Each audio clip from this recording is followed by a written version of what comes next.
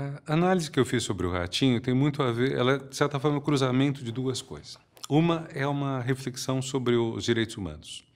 Quer dizer, há muito tempo me interessa a questão dos direitos humanos e, ao mesmo tempo, me preocupa um pouco que, quando se fala em direitos humanos, se pensa muito imediatamente no direito do cidadão em face da polícia.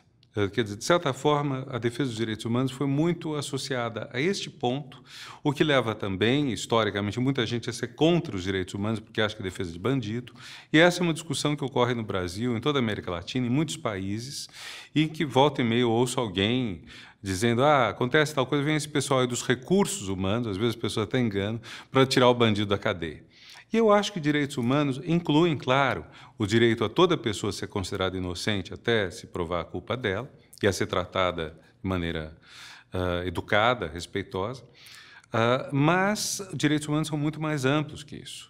A igualdade dos gêneros ou dos sexos, enfim, até mesmo o direito da pessoa a encontrar um trabalho. Quer dizer, eu acho que quando você tem um desemprego maciço, como temos hoje na Espanha, metade dos jovens desempregados, um direito humano básico, que é a pessoa que quer trabalhar, poder ganhar sua vida e sentir-se digna, está sendo ferido. Então, eu tenho uma visão muito mais abrangente de direitos humanos do que apenas essa. Inclui essa, com todo o respeito e com admiração pelas pessoas que defendem as vítimas da violência policial, mas é muito mais abrangente. E o que me chamou a atenção é que, de certa forma, ao se falar em direitos humanos no sentido apenas da proteção contra a violência policial, se abria todo o espaço dos direitos humanos, se deixava de lado o espaço dos direitos humanos que seriam, entre aspas, mais populares. Se você defender o direito da igualdade, o direito ao trabalho, etc., você afeta e beneficia muito mais gente que vai dizer, bom, se tudo isso está junto, então eu sou mais a favor dos direitos humanos do que eu mesmo achava. E esse é um lado. O outro lado foi uma senhora que trabalhou para mim e que cuidou do meu filho no primeiro ano de vida dele, chamava-se Santana, e ela tinha o marido dela não era uma pessoa muito cuidadosa com ela, não a respeitava, e, no fim, ela teve uma briga com esse marido. E quando ela descreveu como foi a briga pela qual finalmente ela se livrou da tutela que ele exercia sobre ela, etc., eu vi que era muito parecido com o que havia no Ratinho, em alguns outros programas popularescos, em que, por exemplo, uma mulher ia reclamar que o marido fugiu com o filho e o Ratinho dizia, você trate de devolver, senão a minha equipe vai atrás de você, que é uma coisa quase assustadora, porque ele está ameaçando, com uma espécie de polícia privada, fazer justiça pelas próprias mãos.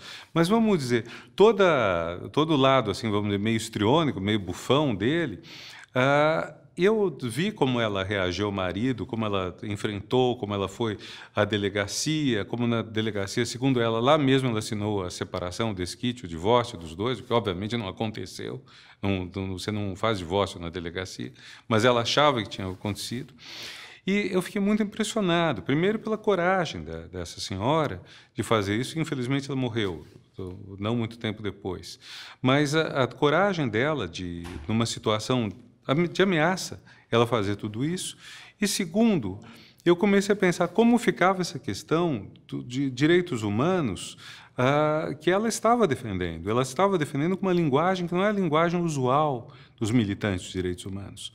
E foi meio em função disto que, vendo programas, naquela época, em torno do ano 2000, mais ou menos, me impressionou que você tinha uma outra linguagem que pegava muito um determinado público, um público junto ao qual é muito importante desenvolver a consciência dos próprios direitos e a luta pelos próprios direitos, e como esse caminho não era o caminho necessariamente que, enfim,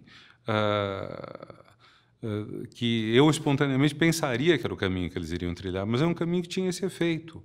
Então, comecei, inclusive, a pensar que a questão dos direitos humanos é muito mais popular do que se imagina. Quer dizer, existe um discurso habitual no meio acadêmico ou no meio de defesa dos direitos humanos, dizendo, dado o conservadorismo ambiente, você emplacar os direitos humanos é emplacar uma nova agenda, uma agenda que vai contra muito do que está aí. Então, o que eu senti nesse caso é uma parte do que está aí, não muito do que está aí, referenda certos direitos humanos que são muito importantes. E esses direitos humanos muito importantes, por que não são apresentados como tais? Por que se fala relativamente menos, ou se falava na época, que foi inclusive a época em que o Brasil conheceu a estabilidade monetária, mas também sem ter ainda dado o avanço nos indicadores sociais que ele teve depois do governo que nós tínhamos no ano 2000, mas foi uma época em que a desigualdade social era maior do que hoje. Então, talvez até por causa disto, houvesse um certo receio de colocar questões sociais como direitos humanos, porque questões sociais exigiriam uma mudança de política governamental acentuada. Então, acredito que haja esse elemento que também aparece um pouco, a gente saindo um tanto da questão somente da televisão, mas numa locução de políticos dirigidos ao povo. Quer dizer, o fato de termos tido um presidente que usava constantemente metáforas mais populares para falar ao povo, isso é muito indicativo. Nós tivemos um presidente que falava em Weber, o professor Fernando Henrique Cardoso. Depois tivemos um presidente que usava metáforas, como a da criança começar a andar, etc. Essas metáforas. E os dois discursos eram parecidos. Eram os dois discursos sobre a dificuldade de você realizar o que você almeja. O Weber explica por que tudo aquilo que você idealiza, você não consegue realizar. A Jabuticabeira explica por que tudo aquilo que você tem vontade de fazer logo, tem que esperar 10 anos para ela crescer. Então, o que está se atendendo num caso e no outro é parecido, mas são imagens diferentes. E quando você introduz na vida social um contingente, sei lá, falam em 40, 50 milhões de pessoas que subiram das classes D e E para a classe C, quando você introduz todas as pessoas, você tem que falar para elas. Cada vez mais há pessoas a falar. Então, independentemente das posições políticas, mas tendo uma certa relação não partidária, mas um certo sentido político, você passa a ter um discurso que vai falar a mais pessoas. E esse discurso será diferente do discurso habitual, nosso. Quer dizer, no meu caso, inclusive, quer dizer, o discurso que eu usaria seria um discurso mais de texto, mais conceitual, etc. Mas eu sei que existe um discurso importante que não passa por aí. Quando nós temos um programa como o Ratinho, defendendo sistematicamente, ou pelo menos numa certa sequência, os direitos da mulher até o filho que foi sequestrado pelo marido, o direito da mulher a se separar de um homem que bate nela, etc., independentemente das qualidades ou defeitos do Ratinho, nós temos uma demanda social que está sendo atendida. Nós temos uma sociedade em que essa questão passou a ser importante. Então, ele não tem como não tratar dessa questão, se ele quer ser popular. E isso é bom. É bom que a sociedade esteja requerendo que o discurso dele seja esse. Tanto que, por essa época, pelo que me consta, o discurso dele foi deixando de ser um discurso, vamos dizer, mais policial, mais da defesa da polícia, até mesmo da violência contra o bandido, que me diziam que ele fazia, não sei, para entrar um discurso mais divertido, mais bufão, mais palhaçada. Essa própria senhora que trabalhou para mim, ela dizia, eu gosto nele das palhaçadas. Então, mas foram as palhaçadas que deram a ela um roteiro para enfrentar o marido.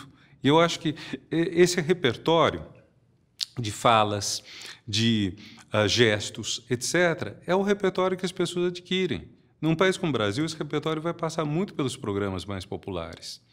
Não seria bom que as pessoas também tenham um repertório mais culto, para elas não ficarem numa linguagem só. Seria muito bom. Mas a gente pode ver que esse repertório existe e ele pode desempenhar um papel interessante.